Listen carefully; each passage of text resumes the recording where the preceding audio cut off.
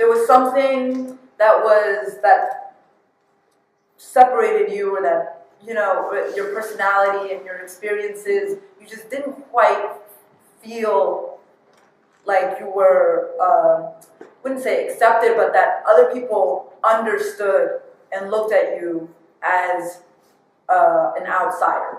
For the most part, I was a loner right from the beginning. For a lot of, you know, my youth, I really struggled to communicate with my family. For me, in being intersex created a very big boundary in terms of like how my family, how I related to my family and how my family related to me. Give, I guess, some context for people who aren't familiar with intersex bodies and intersex history. You know, intersex, formerly called hermaphrodite, which I still use because where I come from, it's still a term that is being used, and also because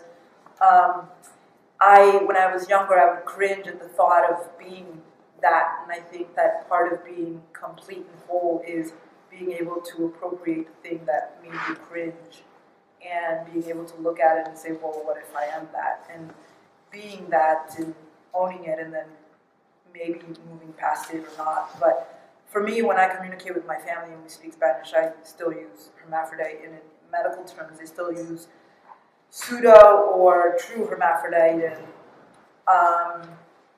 but intersex is, you know, is a term that I think arises from like ownership of language. A lot of people who identify as intersex take on that term. It is kind of an umbrella or a catch-all term to describe people born with variations of internal or external sex anatomy, resulting in bodies that can be classified as typical male or female. And then that has a lot of relationship with biology, with chromosomes, with having XX, XY, XXY, and how different hormones in our bodies respond according to that. I won't get too much into it. There's also, you know, it's just such a spectrum of different bodies, and I don't like the word condition, but experiences. So there's like androgen sensitivity syndrome, there's partial androgen sensitivity syndrome, there's congenital adrenal hyperplasia, and what I have is also, or what I lived with, or what I experienced, or what my body is. I was diagnosed at 18 with gonadal dysgenesis, which is also a catch-all term for people who have a what tends to be a streaked gonad and a underdeveloped uterus, and then with estrogen or hormone therapy, your uterus can begin to develop, and you can carry through mutual fertilization. A work that I've been doing, not only about my body, but about the bodies of all the women in my family in relationship to each other. What is this separation? What is this gap between my family and I in general? Like really addressing our bodies, I think is very important, no matter what part it is. And I think the clit is just like a thumb, or just like anything else. Why do we somehow sexualize, especially women's bodies, and somehow separate ourselves from these parts that are no different than the other? I want to focus on the journey of my breast implants and the other women's decision in my family to get breast implants. It's helped me a lot to understand my style and tone about what I want to do and how I want to integrate my family's voice into my overall work. I realized that I can create an environment where my family can be open, very, very open to conversations that between each other. And I feel like my role as a storyteller in the family is because I can access my skills or my tools to to just coddle a little bit and hold the space in a gentle way so that they don't feel pushed and they don't feel like it's a confrontation, even though it is a confrontation of their values and my values. I really enjoy this idea of filming other people, obviously, and having this detached role. So then you begin to look at all these different factors and all these different people that influence your life. So for me, this has been an opportunity, making this film has been an opportunity to revisit these relationships, a relationship with my mother and our idea of femininity, a relationship to my doctor. There is this like,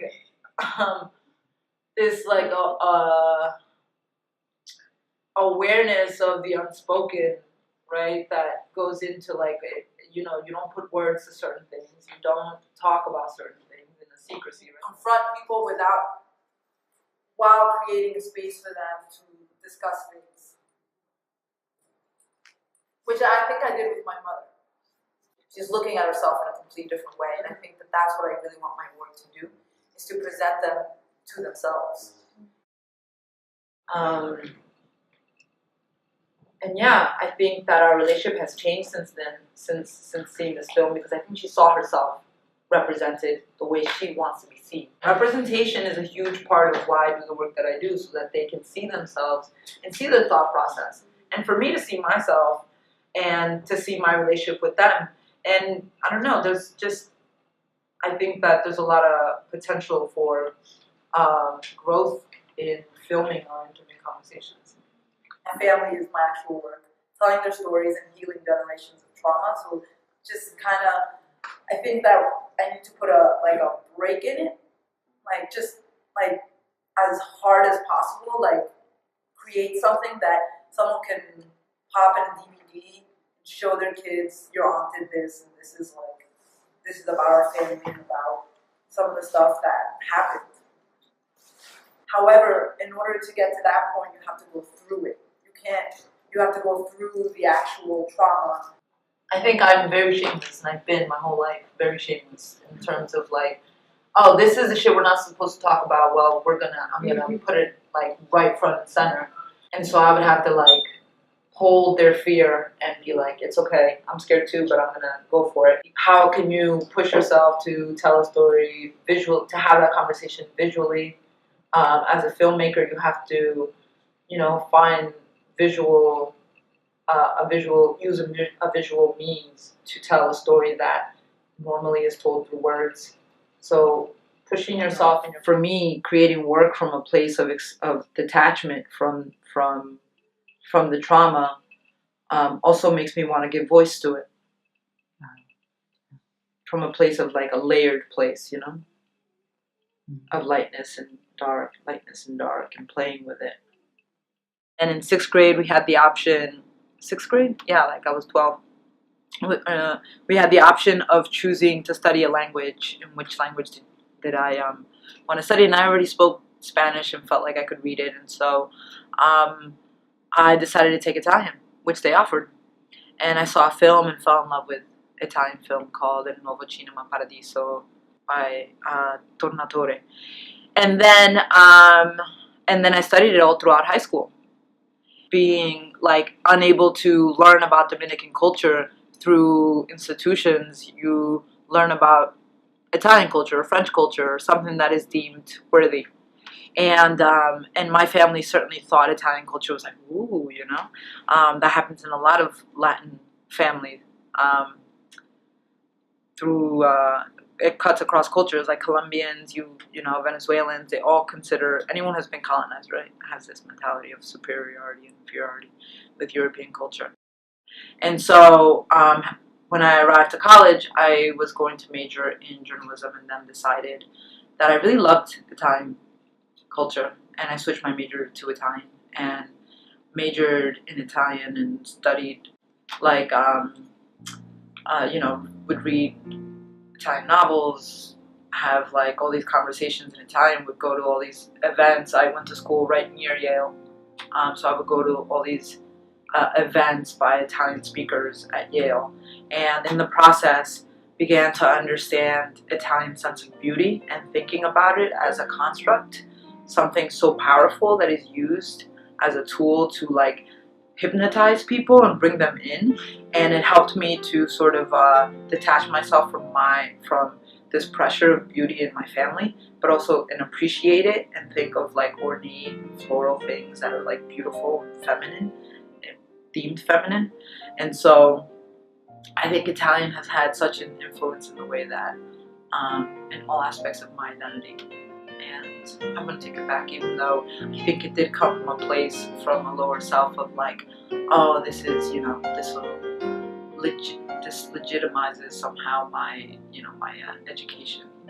That film Nuovo Cinema Paradiso is about a small village. Yeah. I completely identified my small village with, and there's like a, you know, pazzo che corre, that he's running everywhere, Yeah. and there's a whole theater and all these relationships that are so deep, and I was like, you know, it really, you know, I really connected with it. Because I think Tornatore does like this romanticizing thing, Yeah. and we would have these conversations in class about, you know, perspective, looking back at childhood especially, and romanticizing where you come from, romanticizing your childhood, and all these things. And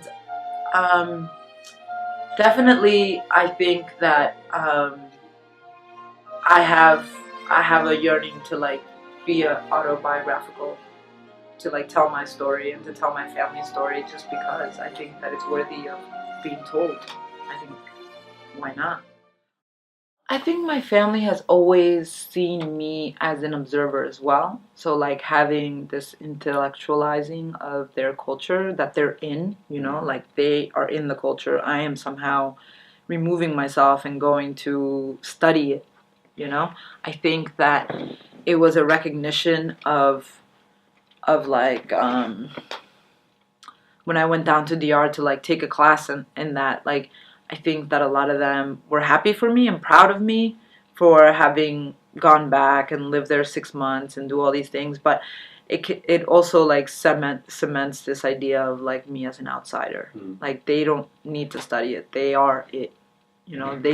They define it with the way they live their lives. I think my family is really eager to tell their story too, which you'll find in a lot of places with a lot of people. You know, I have my little sister who doesn't like the camera very much, but she loves that there's a space where she can like be behind the camera. And I give her that power. Like, you don't have to be in front of the camera if you don't want to be. No one has to be in front of the camera. And I try not to always be behind the camera because it is, you know, a tool of power. And you have to be aware of that dynamic of you being behind the camera and someone else being vulnerable all the time. That's not fair. That's what I tell my students all the time.